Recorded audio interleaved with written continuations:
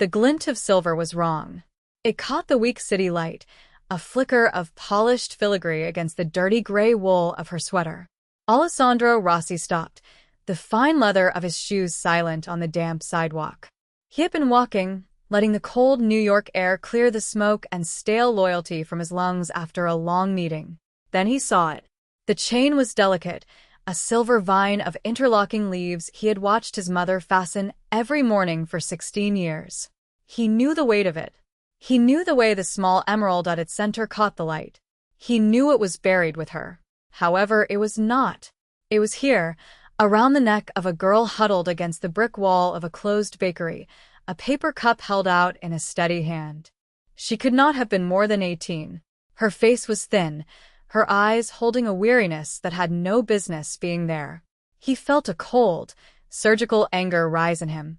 That necklace was a piece of his mother's soul. Now it was a trinket on a beggar. He would have it back. He moved toward her, his shadow falling over her small space on the sidewalk. She did not flinch, did not look up immediately.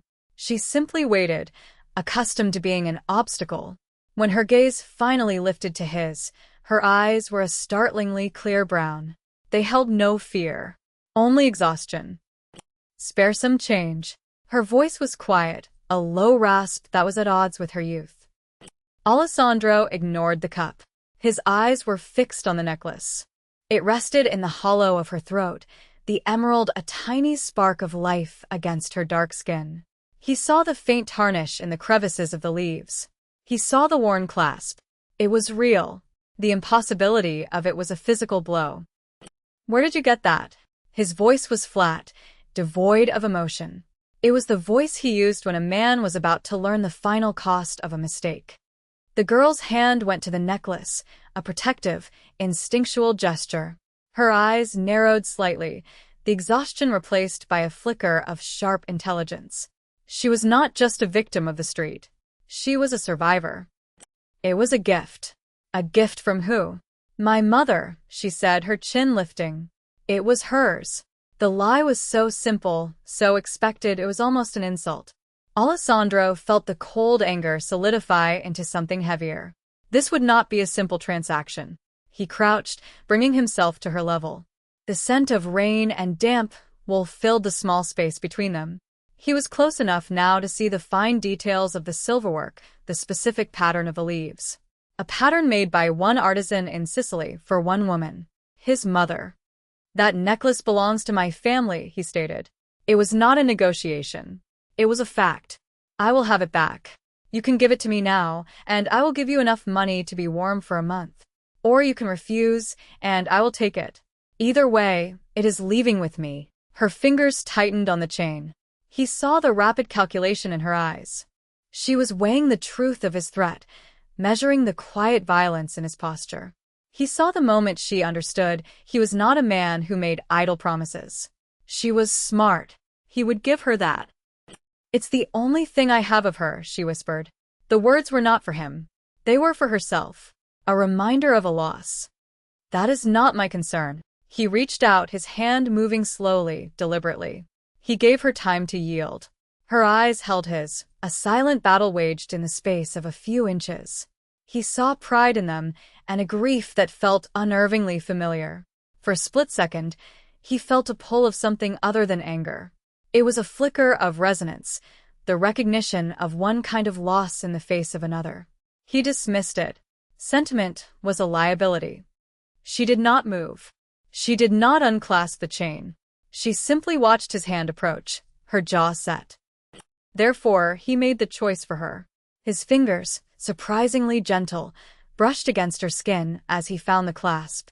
It was old and stiff. He worked it open with practiced ease. The chain came free. He held it in his palm, the silver cool against his skin. It felt like holding a ghost. He stood, the necklace now a small, heavy weight in his pocket. The girl, Nia, watched him, her expression unreadable.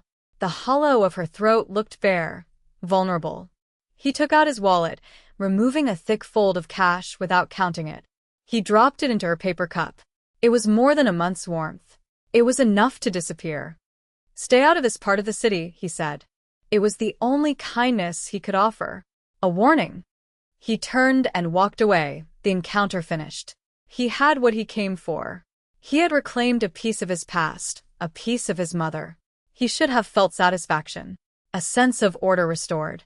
But as he walked back toward the black car waiting for him at the corner, the image of her eyes, clear and defiant, stayed with him. He had taken the only thing she had left of someone she loved. He told himself it did not matter. She was a thief, or the daughter of one. The necklace was his. Justice, in his world, was simple. It was about ownership. He got into the back of the car, the door closing with a solid, insulated thud.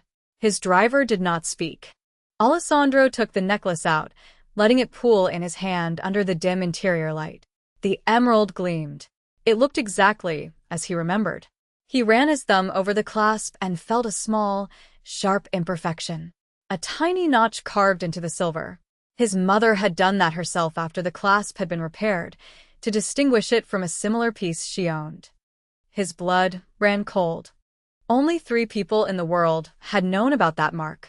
Him, his mother, and the jeweler in Palermo who had done the work, a man who had been dead for 15 years. A thief could not have known to look for it. A fence selling stolen goods would never have mentioned it. The girl had said it belonged to her mother. A simple, predictable lie.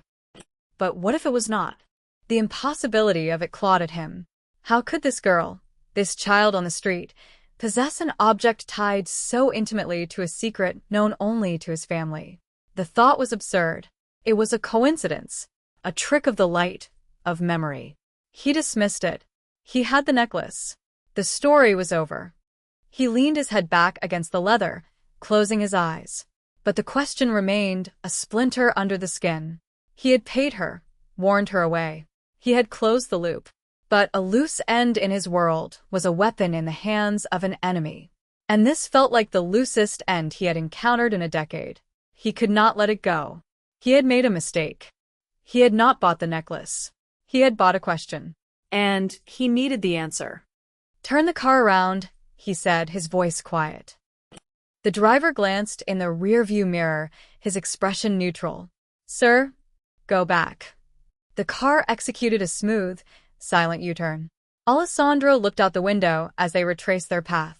The feeling of unease grew, coiling in his gut. This was not about a piece of silver and stone anymore. It was about a ghost. His mother's ghost. When they arrived back at the spot, she was gone. The paper cup lay on its side, the money he had given her scattered across the dirty sidewalk, fluttering in the cold wind. She had not taken it. She had left it. A statement. An act of defiance. She had not run because she was a scared thief. She had run because he had taken something from her that was worth more than money. He had taken her history. And now, he realized with a chilling certainty, he had to find her, not to punish her, but to understand how her history and his had become so impossibly, dangerously intertwined. His world was built on secrets and debts. He had a sudden, terrifying feeling that he had just stumbled into a debt he never knew was owed. Finding her was not difficult. In his city, no one stayed lost for long if he wanted them found. His men were efficient, their methods discreet. Within a day, they located her. She was staying in a shelter a dozen blocks from where he had seen her, registered under the name Nia Jackson. She had been there for 6 months. Before that, the trail was cold. She was a ghost on paper, too. He did not send his men. He went himself. The shelter was a grim, brick building, smelling of bleach and quiet desperation. He was out of place in his tailored suit, an emissary from a different world. The woman at the front desk looked at him with weary suspicion until he mentioned Nia's name and placed a single, folded $100 bill on the counter. Her suspicion did not vanish, but it made room for cooperation. She was in the small, walled garden at the back, a concrete square with a few struggling rose bushes. Nia was sitting on a bench, sketching in a worn notebook with a piece of charcoal. She was focused, her brow furrowed in concentration. She did not seem like the same girl from the sidewalk. Here, with her art, she looked grounded, purposeful. She looked up as he approached, her hand stilling on the page.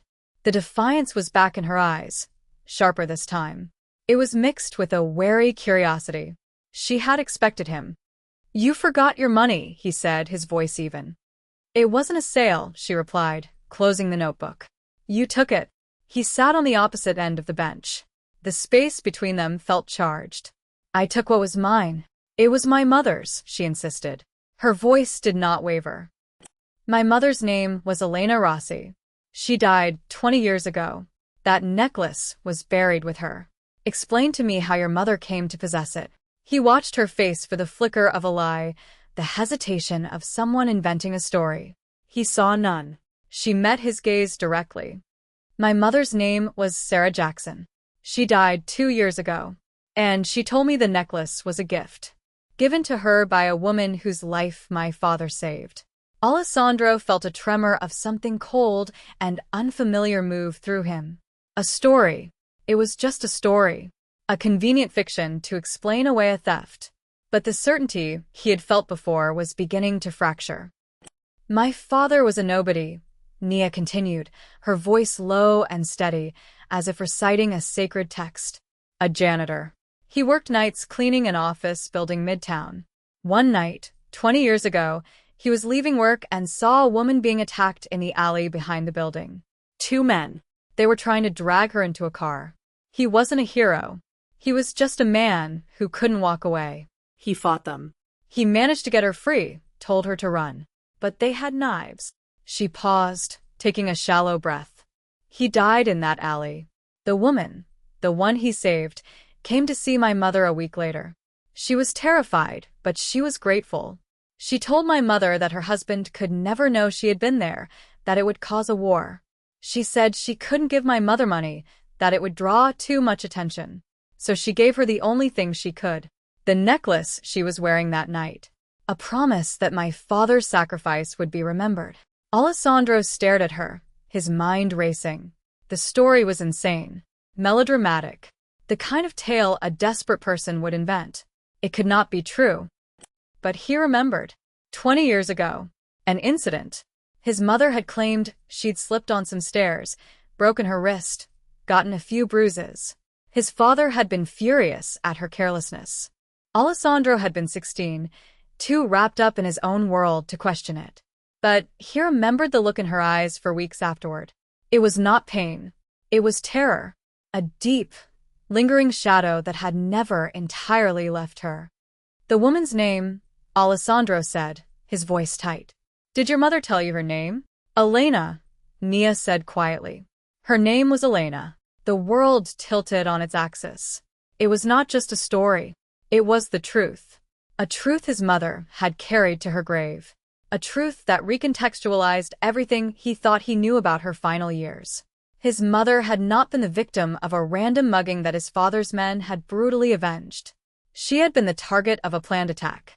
An attack that had failed because a janitor, a nobody, had intervened. A man whose daughter now sat before him. He was the son of the woman who was saved. She was the daughter of the man who had died saving her. And the necklace was not a stolen artifact. It was a marker of a debt.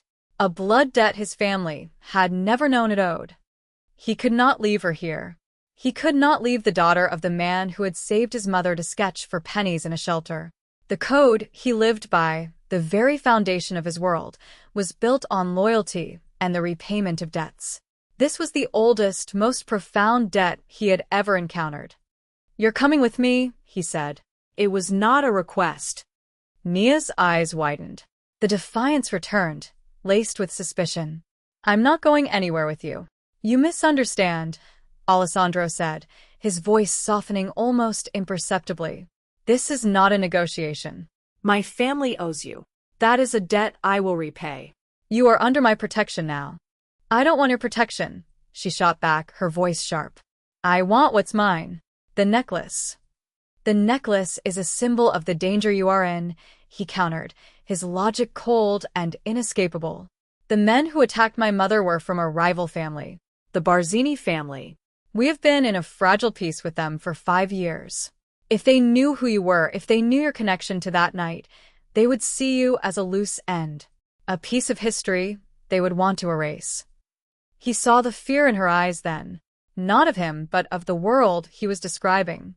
A world of shadows and violence that had brushed against her life once and left her fatherless.